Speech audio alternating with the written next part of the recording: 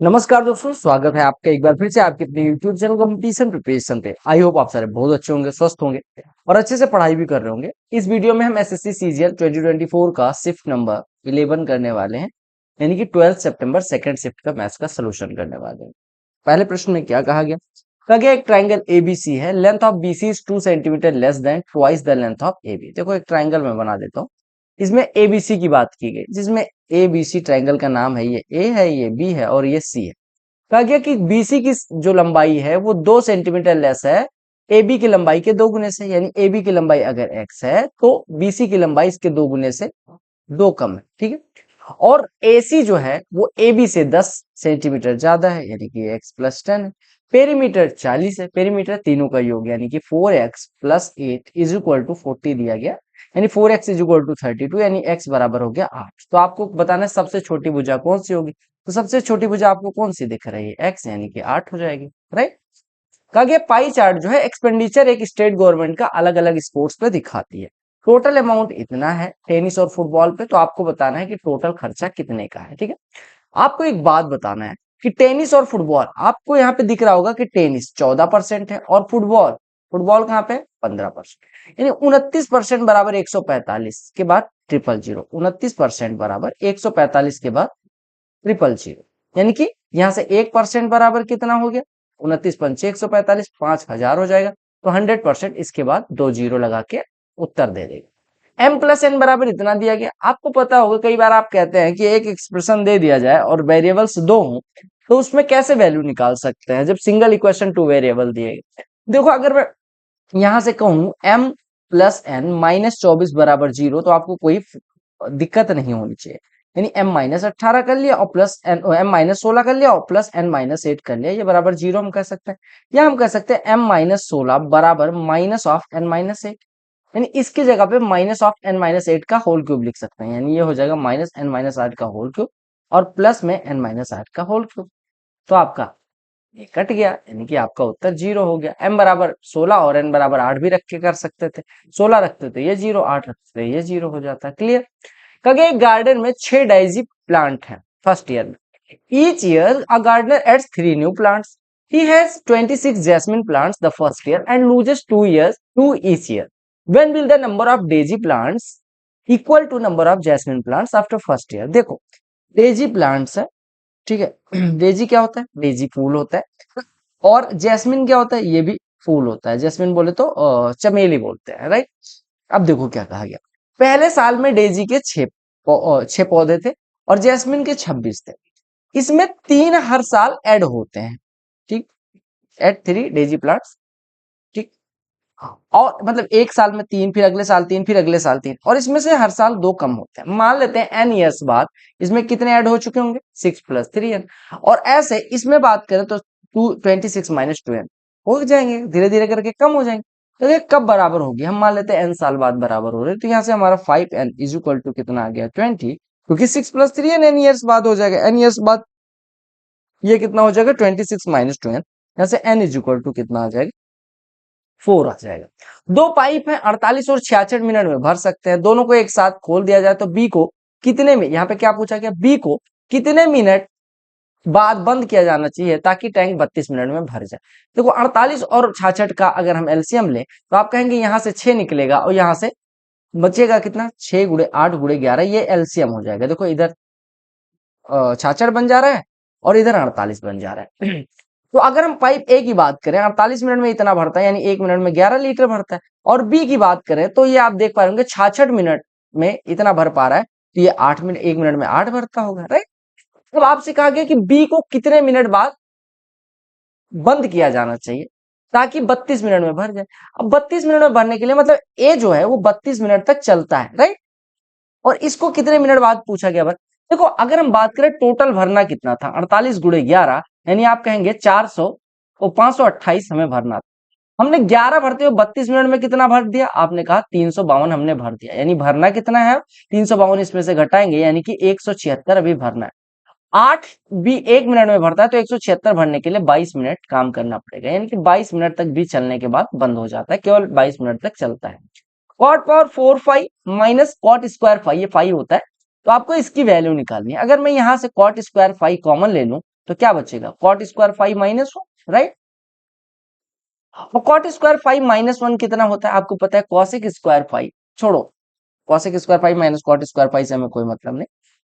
हम यहाँ से ये करने की भी जरूरत नहीं थी, आप आराम से कर सकते थे दूसरे तरीके से। देखो कॉट स्क्वायर 5 को अगर मैं इधर भेज दूं तो इधर कितना बचेगा, cot power 4 5 is equal to 1 plus cot square 5। और आपको पता है cosec square theta minus cot square theta 1 होता है, तो हम वहां से कह सकते हैं कॉसेक स्क्वायर थीटा बराबर 1 प्लस कॉट स्क्वायर थीटा, यानी इधर लिखा हुआ कॉसेक स्क्वायर, राइट।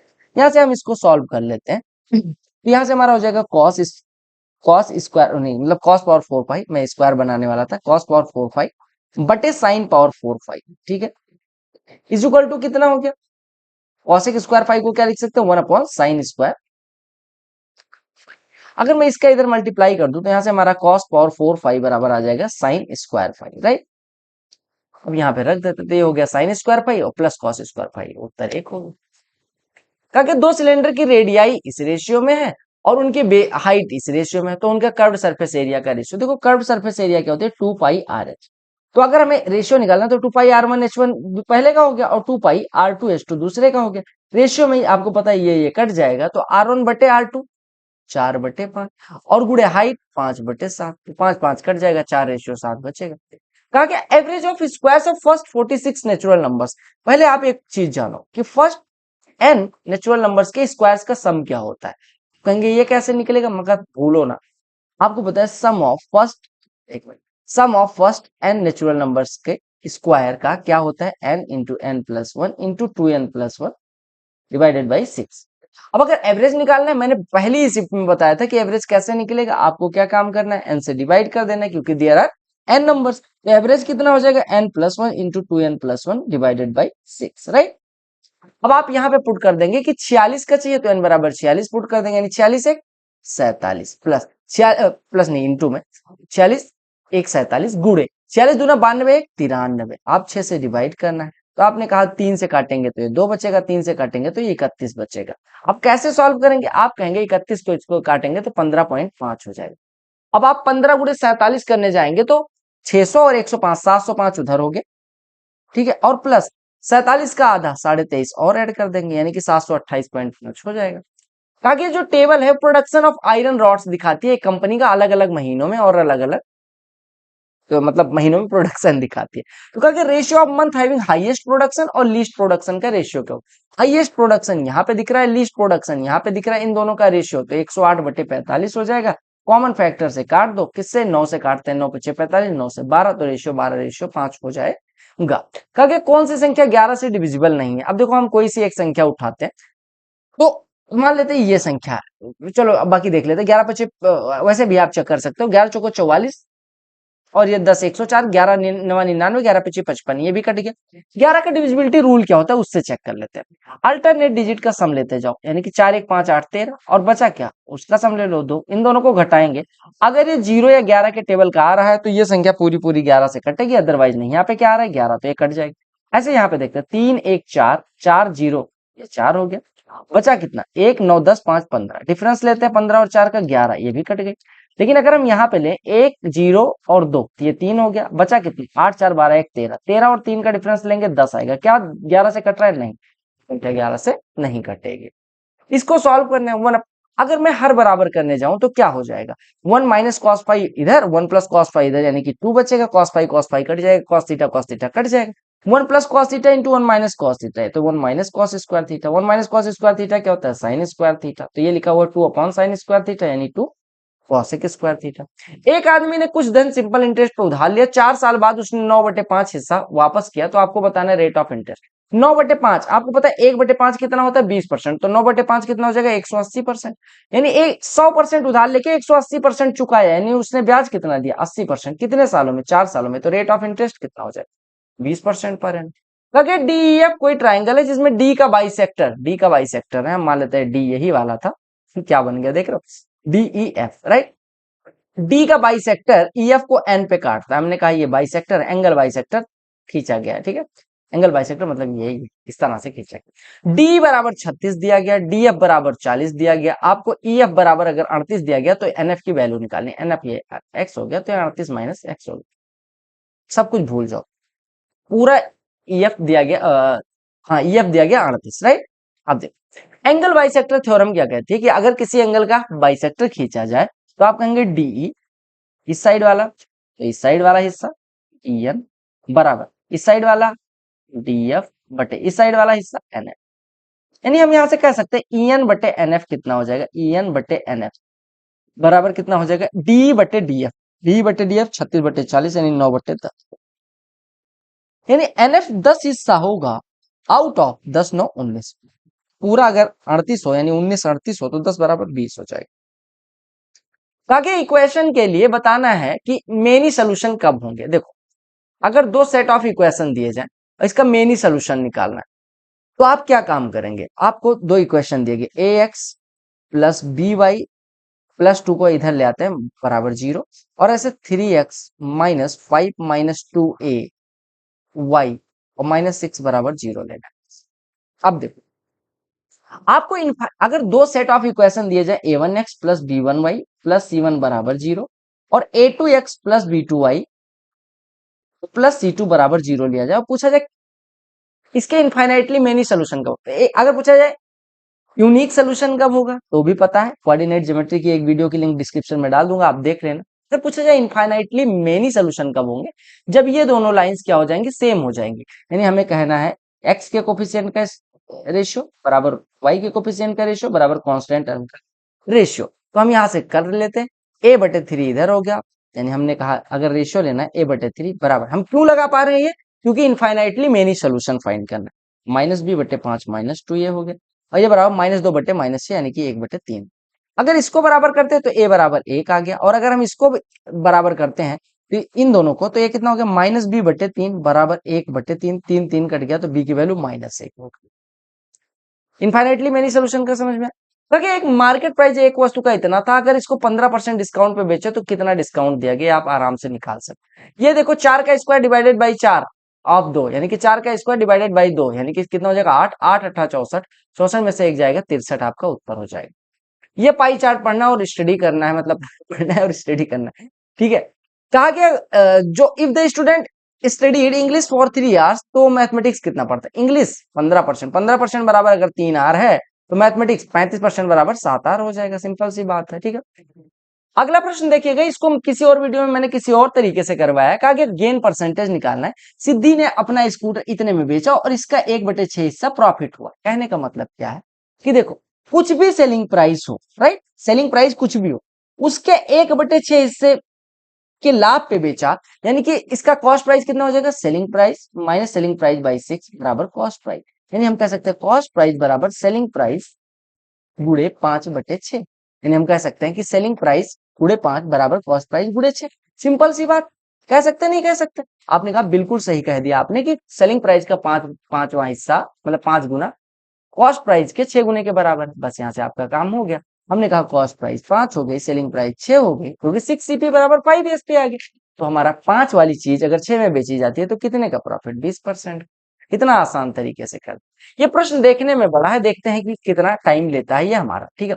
क्या कहा गया कि एवरी मंथ ये man consumes 20 kg of rice and 8 kg of wheat. The price of rice is 20% of price of wheat, resulting in total expenditure of 300 per month for the rice and wheat combined.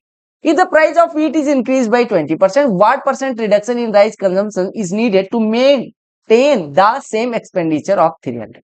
देखो क्या कहा, एक आदमी है जो 20 kilo rice और 8 kilo चावल खाता है और गेहूं खाता है, ठीक है। हम राइस की प्राइस जो भी है, कहा कि price of rice is 20% of wheat, हम मान लेते हैं व्हीट की प्राइस जो है मेरे भाई वो 5x है, राइट। तो राइस की प्राइस कितनी हो जाएगी, x हो जाएगी, सिंपल सी बात। अगर वो 20 केजी राइस खाएगा और 8 केजी व्हीट खाएगा तो उसका खर्चा कितने का आएगा, 60x का। कैसे, 20x इधर और 40x इधर, यानी कि 60x बराबर 300, यानी x बराबर हो गया 5।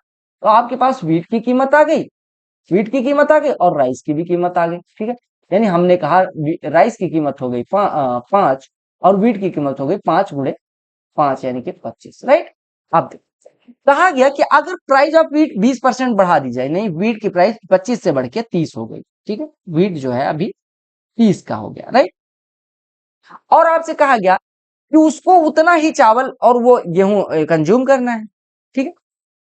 गेहूं और चावल मतलब गेहूं और चावल का मतलब जो टोटल पैसा लग रहा है वो उतना ही कंज्यूम करना है। तो आपसे कहा गया कि कितना राइस रिडक्शन करना चाहिए, ये इस पे फोकस करना है, राइस कंजम्पशन में कितने की कमी करनी चाहिए ये पूछा गया। देखो अगर राइस कंजम्पशन में पूछा गया कितने की कमी करनी है तो आपको व्हीट का तो कुछ कहा नहीं गया, तो व्हीट तो आप 8 किलोग्राम यूज करो, तो 30 वाला 8 किलोग्राम खाएगा यानी 240 का तो गेहूं खा गया, मतलब रोटी बनवाता हूँ। बचा कितना, 60 रुपए। 60 रुपए में उसे क्या खरीदना है, राइस खरीदना है। राइस 5 के भाव से 60 किलो, 60 रुपए में कितना मिलेगा, 12 केजी। 12 किलो चावल अब खाता है, पहले वो खाता था 20 किलो चावल, तो अभी कितने की कमी, 8 किलो की। 20 का 8 कितना परसेंट है, 40%। सिंपल सी बात, प्रश्न में कुछ ज्यादा दम नहीं था। देखो टेन थीटा बराबर 3/7 दिया गया, यहां से आप निकाल लो, या फिर 7 tan थीटा ही लिखा रहना। अगर मैं cos थीटा से डिवाइड कर दूं तो 7 sin थीटा बटे cos थीटा यानी 7 tan थीटा इधर हो जाएगा +5 और बटे इधर 7 tan थीटा -2 हो जाएगा। 7 tan थीटा 3 + 5 8, 3 - 2 1, तो आपका उत्तर 8 हो जाएगा। कहा कि एरिया ऑफ सेक्टर निकालना जिस आर्क की लंबाई 44 सेंटीमीटर है जो सेंटर पे 30 डिग्री का कोण बना। देखो सबसे पहले समझो कि अगर पूछा जाए आर्क की लंबाई तो आप कहेंगे θ/360 इंटू 2πr होती है, राइट। ये बराबर दिया गया आपको 44 सेंटीमीटर, 2 पाई से काटेंगे तो ये हो जाएगा 7, यानी θ/360 इंटू आर बराबर 7 हो जाएगा। अब आपको क्या निकालना है, एरिया ऑफ सेक्टर निकालना है। एरिया ऑफ सेक्टर क्या हो जाता है, θ/360 इंटू πr², πr²। तो ये कितना हो जाएगा, θ/360 की वैल्यू 7/r, 7/r और गुणे πr², πr² कितना हो जाएगा मेरे भाई, πr², यानी कि पाई लिख दिया और r² लिख दिया, r से इसकी पावर कट गई, यानी आपका हो गया 7 गुणे पाई की वैल्यू 22/7 और गुणे r, तो 7 कट गया, यानी कि 22r यूनिट उसकी एरिया हो जाएगी।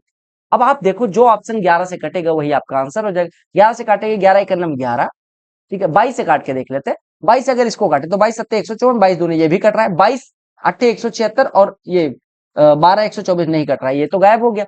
22 से काटे, 22×7=122, 16×168, तो 22 से नहीं कटेगा ये भी, यानी ये भी गायब हो गया। अब बचा कितना, 22 से इसको काटते हैं तो 22×8=176 और 22×4=88, यानी ये भी कट रहा है। अब दो ऑप्शन में तुक्का मार सकते हो, बट क्यों मारना तुक्का, क्योंकि आपके पास है हुक्का। तो यहाँ पे θ/360 इंटू आर बराबर 7 है, थीटा बराबर कितना दिया गया था आपको, थीटा बराबर 30, तो 30 बटे, यहां से देखो 30/360, 1/12 गुणे आर बराबर 7 है, तो आर बराबर कितना हो गया, 84। यहाँ पे आर की वैल्यू पुट कर देते हैं, यानी 22 गुणे 84, तो आपको कितना हो गया, 22×4=88, यूनिट डिजिट 8, आपने आंसर मार्क कर दिया। वैसे 22×4=88, 22×8=176 और 8 184। क्लियर।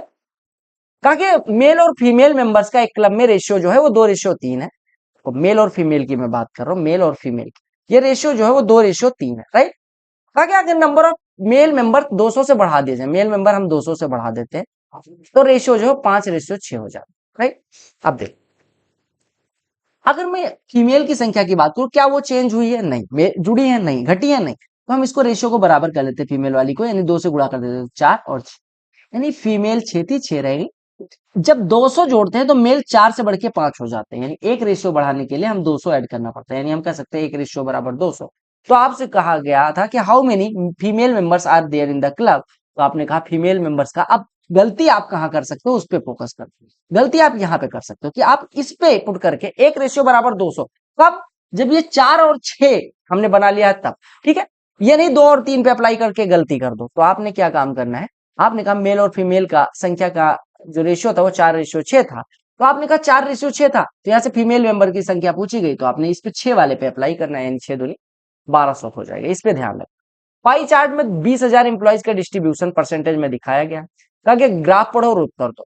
कहा गया 30% of employees in the department D R females, यानी कि डी का 30% फीमेल है। तो कितने मेल एम्प्लॉइज है, देखो डी में टोटल कितने एम्प्लॉइज है, 30%, 30% का 30% फीमेल है, यानी कि 70% मेल है, यानी 21%, 30 का 21, 70%, यानी 21% मेल हो गया। 21% किसका, 20,000 का, कितना हो जाएगा, 4200। अरे आपने कहा टोटल का 30% हो गया, अब 30% मान लेते हैं, 30 अगर टोटल डी में एम्प्लॉय होते तो उसमें कितने परसेंट में, 70%, यानी 21। तो आपको दिया गया था कि अगर 100% बराबर इतना तो 21 कितना हो जाएगा, ठीक है। आपसे कहा कि एक थीप जो है वो पुलिसमैन को 150 मीटर आगे तक धोखा देके भाग जाता है, ठीक है। उनकी स्पीड का रेशियो कहा गया 5:4 है, ये 5 से भागता है, ये 4 से। तो कहा गया कि कितना दूर भागेगा तब तक पकड़ा जाएगा, ठीक है। यानी कि how far could the thief go before he is caught by the policeman? देखो एक बात बताओ, इनकी रिलेटिव स्पीड कितनी हो जाएगी? एक, ठीक है। एक की स्पीड से इनको कवर करना है 150 मीटर, मान लेते हैं 5x था, ये 4x था, राइट। हम मान लेते हैं कि इनकी रिलेटिव स्पीड कितनी है? एक से 150, एक एक्स से, मान लो एक एक्स इनकी रिलेटिव स्पीड है, एक एक्स से 150 मीटर, क्योंकि एक ही दिशा में भाग रहे हैं, तो इनका जो टाइम लगने वाला है ये 150 मीटर जब कवर हो जाएगा तो पकड़ा जाएगा, यानी कि कितना टाइम लगेगा? 150/x। और इतने टाइम में चोर कितना भाग पाएगा? 150/x, ये टाइम है, ये स्पीड है, तो गुणे में स्पीड इंटू टाइम डिस्टेंस होती है, ये 4x से गुणा कर देंगे, यानी 600 मीटर हो जाएगा। समझ में आया? कहा कि एक पॉइंट टी से एक टेंजेंट ड्रॉ की गई है जिसकी लंबाई कितनी है? 32 सेंटीमीटर, और डिस्टेंस जो पॉइंट टी की सेंटर से है वो 40 है, यानी 40 है। तो आपको बताना है वृत्त का व्यास। अब गलती ये ना कर देना कि आप रेडियस बता के चले हो, यहाँ पे परपेंडिकुलर हो गया 40 है 32, यानी 8 चौको 32, 8 पंचे 40, तो ये 3 हो जाएगा, यानी कि 24 हो जाएगा। अगर रेडियस 24 है तो डायमीटर 48 हो जाएगा, ठीक। तो दिस वाज द मतलब स्मूथेस्ट शिफ्ट जो आपसे सॉल्व हो सकती थी। मिलते हैं अगली वीडियो में, तब तक के लिए bye bye, take care, love you.